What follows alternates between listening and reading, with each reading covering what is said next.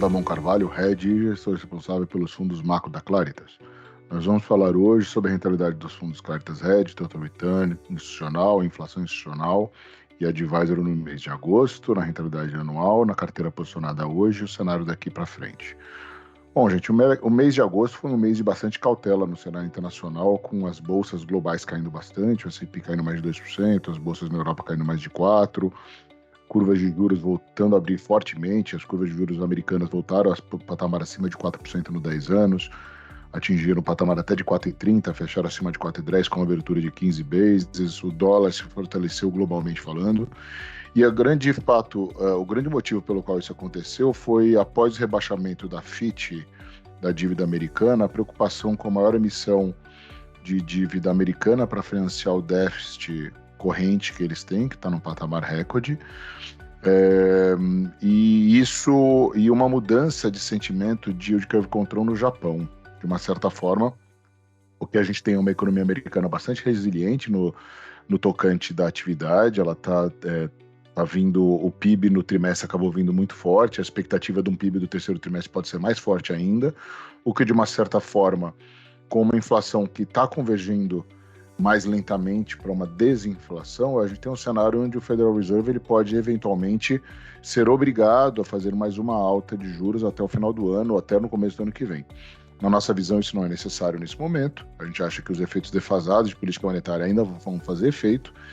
Porém, esse ambiente de uma economia mais resiliente, somado a uma inflação resiliente também, a ceder mais fortemente, fez com que o mercado precificasse um pouco mais de aversão a risco por conta de uma economia americana mais forte. Pelo lado da Europa, sim, a gente já teve efeitos, a atividade está mais fraca, a gente conseguiu ver isso nos PMIs, principalmente, né, no índice de compra dos gerentes. A gente está falando aí tanto na parte de manufatura, já estava mais em queda, mas industrial começou a mostrar fraqueza também, e a gente viu aí China, principalmente, a gente viu China seguindo com um call de atividade bastante fraca, né? A China continua a fazer estímulos macroprudenciais e estímulos monetários com corte de taxa de juros, porém sua moeda continua a desvalorizar e a gente vê aí que existe uma preocupação do PIB do chinês não apenas para esse ano de 2023, que agora já se fala num PIB abaixo de 5%, como uma preocupação que essa piora no sentimento de crescimento chinês se alastre para o ano de 2024, né? A gente está falando que uma grande preocupação, principalmente aí pelo nível de dívida chinesa, que é muito alto, o mercado imobiliário bastante fraco, o desemprego ainda bastante mais alto, e a gente não viu uma melhora nenhuma desde o reopening, né? Então, com isso, a gente teve esse cenário que foi bastante desafiador para países emergentes, né? Atrapalhando aí, com certeza, o ambiente de alocação ao risco. E quando a gente vem para o Brasil, não foi diferente. A gente teve uma bolsa de valores aqui caindo mais de 5%, a gente teve o dólar voltando a se desvalorizar, a gente teve a curva de juros subindo fortemente, mesmo após o início do corte de juros de 50 bases por parte do Copom brasileiro. A gente teve uma saída de gringo bastante forte no mês passado, mais de 13 bilhões, aí mostrando um apetite de risco menor e um sentimento pior para commodities globalmente, principalmente por conta desse cenário de China mais desafiador em termos de crescimento. E aí eu assumo que os ativos brasileiros performaram pior por conta principalmente do cenário externo. No cenário doméstico a gente teve alguma piora marginal, a gente está no meio de uma reforma administrativa reforma ministerial que não ocorreu até agora, ao longo do mês de agosto foi discutida essa reforma, a gente já está no início de setembro e até agora nada. A gente teve aí promessas de articulação política para um Congresso para um governo que precisa de uma base mais forte no Congresso para passar uma meta ambiciosa aí de déficit zero por parte do ministro Haddad, para fazer um déficit zero para 2024. Para atingir essa meta, que é uma promessa importante do ministro Haddad e do governo, precisa ser feita uma arrecadação de 170 bilhões de reais, e dentre as medidas que são necessárias na parte de isonomia tributária, precisa de votação e de apoio no Congresso para votação de taxação de fundos exclusivos, de taxação de offshores, de JCP. Isso precisa de apoio do Congresso e precisa de uma reforma ministerial para criar essa base. E o presidente Lula até agora está postergando ao máximo isso, mostrando uma dificuldade para poder fazer esse encaixe dos principais parceiros. e isso tem gerado um atraso nas votações, uma piora do sentimento de risco fiscal, dado que a arrecadação corrente tem sido bastante ruim.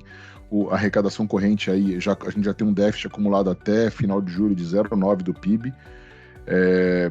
Nós temos bastante dificuldade em acreditar que o ministro Haddad vai conseguir vai conseguir cumprir essa promessa de déficit zero para o ano que vem. A gente está trabalhando com déficit próximo a 0,8% para o ano que vem.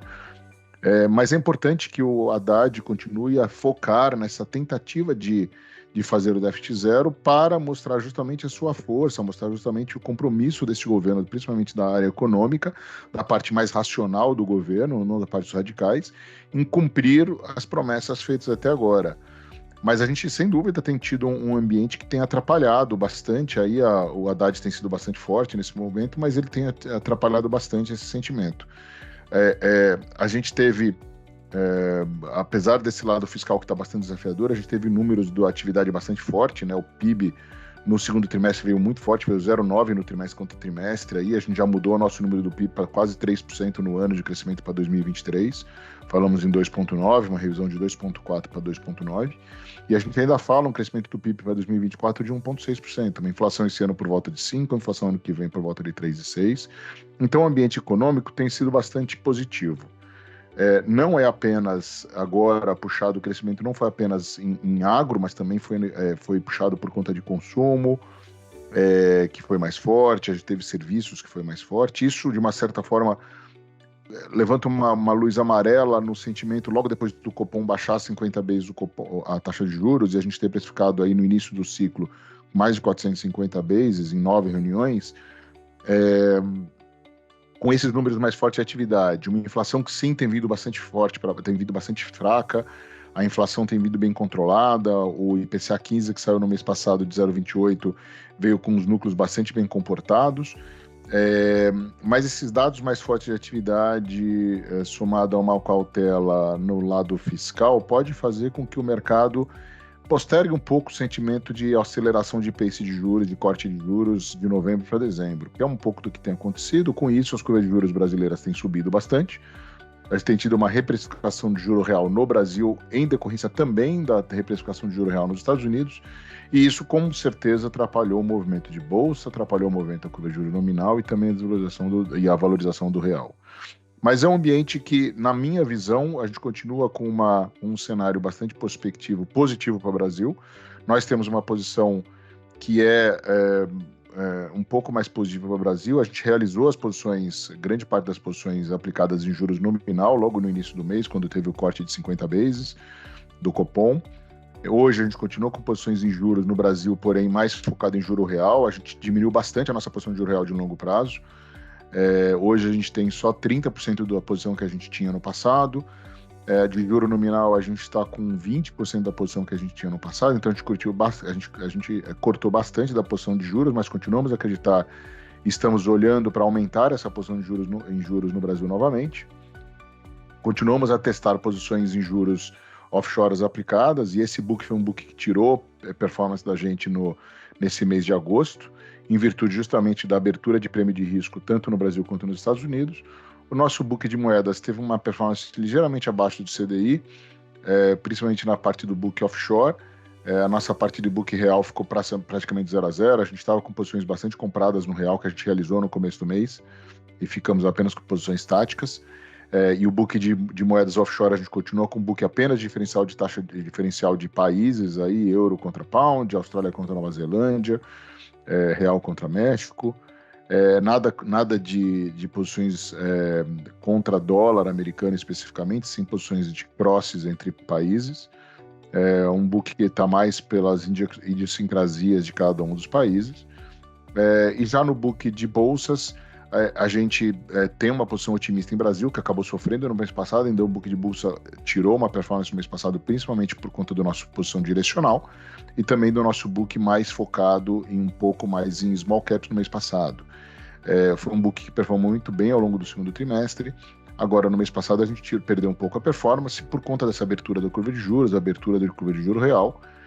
A nosso book de small caps teve uma performance stock picking, teve uma performance não tão satisfatória. A gente equilibrou um pouco mais esse book, comprando um pouco mais de commodities, fazendo posição um pouco maior em petróleo, fazendo posição um pouco maior em mineração, dado o nível de valuation que a gente vê em mineração hoje bastante atraente nos papéis ligados à mineração, a metal e mining na bolsa, equilibrando o nosso book um pouco entre small caps e large caps.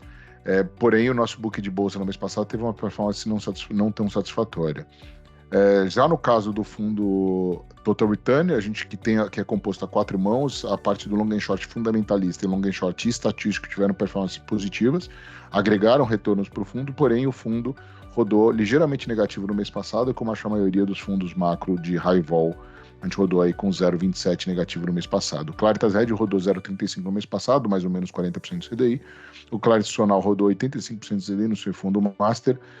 O Claritas Total Return rodou uma posição mais ou menos a 60% do seu benchmark no mês passado e o Claritas Advisory também a 60% no mês passado. Continuamos com um book construtivo para o Brasil, defensivo no offshore, a gente continuou com posições ligeiramente vendidas em bolsa americana. Acreditamos aí nessa performance, nessa alta performance no mercados emergentes, por acreditar que a China continua a estimular a sua atividade, tentando recuperar essa pujança de crescimento no curto prazo, e nós nos favoreceremos disso com uma posição mais comprada um pouco em commodities e também vendida na moeda chinesa. Então eu considero uma posição construtiva, comprada mais em Brasil, com posições bem menores do que a gente tinha ao longo de julho e agosto, bem menos direcionais no mercado de juros doméstico, em moedas aqui no real e também no direcional de bolsa, a gente está menor, e uma carteira de stock picking mais equilibrada entre small cap e large cap nesse momento, esperando aí um desenrolar desse ambiente tributário, do arcabouço fiscal, do ambiente tributário, bem como a possibilidade de uma reforma administrativa que a gente acha um pouco mais desafiadora. Mas é isso, pessoal, que eu tinha a falar para vocês. Eu coloco a minha área macro, assim como a área institucional e a área econômica completamente à disposição de todos. Um abraço, até a próxima.